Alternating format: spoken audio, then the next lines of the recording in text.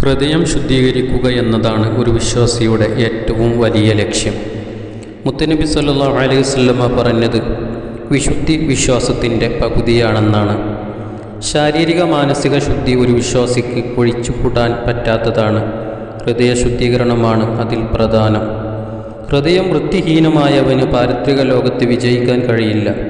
ഖുർആൻ പറയുന്നു, യൗമ ലാ യൻഫഉ മാലുൻ വലാ ബനൂൻ ഇല്ലാ മൻ അത്തല്ലാഹ ബിഖൽബിൻ സലീം. കേടുവരാത്ത ഹൃദയവുമായി അള്ളാഹുവിനെ സമീപിച്ചവർക്കേ രക്ഷയുള്ളൂ. മുത്തുനബി സല്ലല്ലാഹു അലൈഹി വസല്ലമ തങ്ങൾ പറയുന്നു, ഇന്നല്ലാഹ ലാ യൻദുറു ഇലാ സുവരിക്കും വ അംവാലിക്കും വലാകിൻ യൻദുറു ഇലാ ഖുലൂബിക്കും വ അഅമാലിക്കും.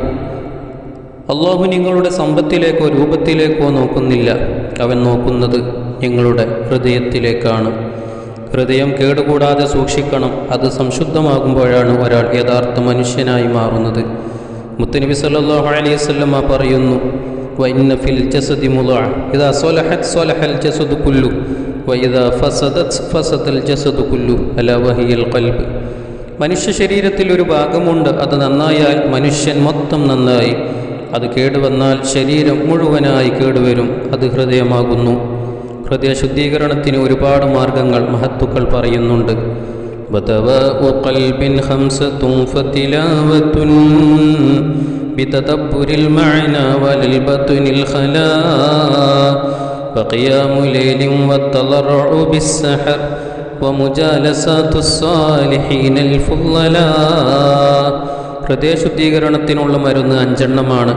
അർത്ഥം ചിന്തിച്ചുള്ള ഖുർആൻ പാരായണം, വ്രതം അനുഷ്ഠിക്കൽ, രാത്രി നിസ്കാരം, അത്താഴ സമയത്ത് റബ്ബിനെ വണങ്ങൽ, നല്ലവരോടുള്ള സഹവാസം. റമദാൻ ഉമ്മത്തിൻ്റെ മാസമാണെന്നാണ് നബി സല്ലല്ലാഹു അലൈഹി വസല്ലമ പറഞ്ഞത്. ഉമ്മത്തിലെ ഓരോരുത്തർക്കും ആത്മവിശുദ്ധി നേടാൻ അവസരം നൽകുന്നതാണ് റമദാൻ. ഹൃദയരോഗങ്ങളെ ഭേദമാക്കാനുള്ള ഒരു ഔഷധമായി പണ്ഡിതന്മാർ പഠിപ്പിച്ച വ്രതമാണ് റമദാനിൽ നാം അനുഷ്ഠിക്കുന്ന ഏറ്റവും വലിയ സുകൃതം. ഖുർആൻ പറയുന്നു, യാ അയ്യുഹല്ലദീന ആമനൂ കുതിബ അലൈക്കുമുസ്സിയാമു കമാ കുതിബ അലല്ലദീന മിൻ ഖബ്ലിക്കും ലഅല്ലക്കും തത്തഖൂൻ. ഓ വിശ്വാസികളെ, നിങ്ങളുടെ മുൻഗാമികൾക്ക് നോമ്പ് നിർബന്ധമാക്കപ്പെട്ടതുപോലെ നിങ്ങൾക്കും നോമ്പ് നിർബന്ധമാക്കപ്പെട്ടിരിക്കുന്നു, നിങ്ങൾ തഖ്വയുള്ളവരാകാൻ വേണ്ടി. നമ്മുടെ വിശ്വാസം കളങ്കരഹിതമാവണം. ബിദ്അത്ത് പോലത്തത് ഒരാളെ പിടികൂടിയാൽ അയാളുടെ വിശ്വാസം കളങ്കപ്പെടും. അത് വലിയ ഗൗരവമാണ്. അമലുകൾ സ്വീകരിക്കപ്പെടാതിരിക്കാൻ ബിദ്അത്ത് കാരണമാകും. നബി സല്ലല്ലാഹു അലൈഹി വസല്ലമ പറയുന്നു, ലാ യഖ്ബലുല്ലാഹു ലിസ്സാഹിബി ബിദ്അത്തിൻ സൗമ വലാ സ്വലാതൻ വലാ സ്വദഖ വലാ ഹജ്ജൻ വലാ ഉംറ വലാ ജിഹാദ വലാ സർഫൻ വലാ അദ്ല യഖ്റുജു മിനൽ ഇസ്ലാമി കമാ തഖ്റുജു അശ്ശഅർ മിനൽ അജീൻ. ബിദ്അത്ത് അഥവാ മതത്തിൽ പുതുതായി നിർമ്മിച്ചുണ്ടാക്കിയ കാര്യങ്ങൾ ചെയ്യുന്ന ഒരാളുടെ നോമ്പോ നമസ്കാരമോ ദാനധർമ്മങ്ങളോ ഹജ്ജോ ഉംറയോ ജിഹാദോ നിർബന്ധ കർമ്മങ്ങളോ ഐച്ഛിക കർമ്മങ്ങളോ അള്ളാഹു സ്വീകരിക്കുകയില്ല. ഒരു ഹദീസിൽ ഇപ്രകാരം വായിക്കാം, അസ്സിയാമു ജുന്ന. നോമ്പ് പാപങ്ങൾ ചെയ്യുന്നതിൽ നിന്ന് സംരക്ഷണം നൽകുന്നതാണ്. നോമ്പ് കൊണ്ട് ലഭിക്കുന്ന ഏറ്റവും വലിയ നേട്ടം പാപങ്ങളിൽ നിന്ന് മുക്തരായി ആത്മവിശുദ്ധി നേടലാണ്. മനുഷ്യരെ നരകത്തിലേക്ക് എത്തിക്കുന്ന അവരുടെ ഏറ്റവും വലിയ 2 ശത്രുക്കളാണ് പിശാചും ശരീരച്ഛയും. ഈ 2 ശത്രുക്കൾക്കും എതിരെ പൊരുതി ജയിക്കുന്നവനാണ് യഥാർത്ഥ വിജയി. അതാണ് ഏറ്റവും വലിയ പോരാട്ടവും. ഒരു പോരാട്ടം കഴിഞ്ഞ് മടങ്ങി വരവേ നബി സല്ലല്ലാഹു അലൈഹി വസല്ലം അനുയായികളോട് പറഞ്ഞു, ഖദിംതു മിനൽ ജിഹാദിൽ അസ്ഗർ ഇലൽ ജിഹാദിൽ അക്ബർ. ഖാലു വമൽ ജിഹാദുൽ അക്ബർ? ഖാൽ മുജാഹദത്തുൽ അബ്ദി ലിഹവാ. നിങ്ങൾ ചെറിയ ജിഹാദിൽ നിന്ന് വലിയ ജിഹാദിലേക്ക് മടങ്ങി വന്നിരിക്കുന്നു. അപ്പോൾ സഹാബാ കിറാം ചോദിച്ചു, എന്താണ് വലിയ ജിഹാദ്? നബി സല്ലല്ലാഹു അലൈഹി വസല്ലം മറുപടി പറഞ്ഞു, ഒരു അടിമ മനോവികാരങ്ങളോട് നടത്തുന്ന പോരാട്ടമാണത്.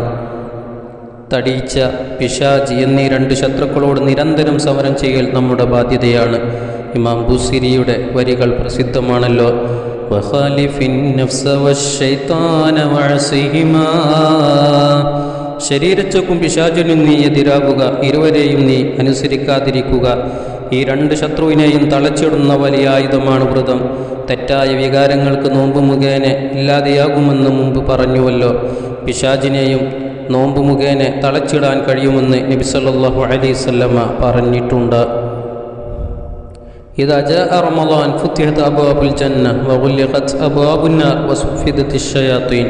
റമളാൻ സമാഗതമായാൽ സ്വർഗവാതിലുകൾ തുറക്കപ്പെടുകയും നരകത്തിൻ്റെ കവാടങ്ങൾ അടക്കപ്പെടുകയും പിശാചുകൾ ചെങ്ങലിക്കിടപ്പെടുകയും ചെയ്യും. ഹൃദയം വൃത്തിയാക്കാനുള്ള ഔഷധമായ നോമ്പിനെ സംബന്ധിച്ച് മഹത്തുക്കൾ പ്രയോഗിച്ചത് ബത്തുനുൽ ഖലാ എന്നാണ്, അഥവാ വയറ് കാലിയാക്കൽ. അമിത ഭോജനം മനുഷ്യരിൽ അലസതയും പൈശാചിക വിചാരങ്ങളും വർദ്ധിപ്പിക്കും. ഒരു പാപവും ചെയ്യാത്ത മലക്കുകളുടെ ഒരു സവിശേഷത അവർ തിന്നുകയോ കുടിക്കുകയോ ചെയ്യില്ല എന്നതാണ്. മലക്കുകളെപ്പോലെ പാപസുരക്ഷിതത്വം ആഗ്രഹിക്കുന്നവർ തീറ്റയും കുടിയും കുറക്കണം. ജീവിക്കാൻ തിന്നണം, തിന്നാൻ വേണ്ടി ജീവിക്കരുത്. ഒട്ടുമിക്ക രോഗങ്ങൾക്കും കാരണം വയർ നിറക്കലാണ്. പരമാവധി ഭക്ഷണം കുറക്കുന്നത് ആരോഗ്യ സംരക്ഷണത്തിന് കാരണമാകും. റമദാൻ നമുക്ക് അതിനുള്ള പരിശീലനം കൂടിയാണ്. റമദാൻ ഒരു തീറ്റയുടെ മാസമായിട്ടാണ് പലരും കരുതുന്നത്. നോമ്പ് തുറയുടെ സമയത്ത് തന്നെ പലതരം ഫ്രൂട്ട്സുകളും ജ്യൂസുകളും പാനീയങ്ങളും കരിച്ചതും പൊരിച്ചതുമായിട്ട് എണ്ണ പലഹാരങ്ങൾ വേറെയും. വയറപ്പോൾ തന്നെ നിറയും. പിന്നെ മഗ്‌രിബ് നിസ്കാര ശേഷം വിവിധ തരത്തിലുള്ള വിഭവങ്ങൾ. തറാവീഹ് കഴിഞ്ഞാൽ മുത്താഴം, പുലർച്ചെ സുബഹിക്ക് മുമ്പ് അത്താഴം. മറ്റു മാസങ്ങളിൽ കഴിക്കുന്നതിനേക്കാൾ കൂടുതൽ റമദാനിൽ നാം കഴിക്കുകയാണ്.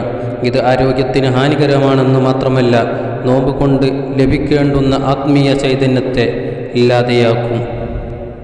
ഇമാം ഗസാലി റഹ്മത്തുള്ളാഹി പറയുന്നു, നോമ്പ് തുറയുടെ സമയത്ത് തന്നെ അമിതമായി ഭക്ഷണം കഴിക്കുകയില്ലേ പലരും.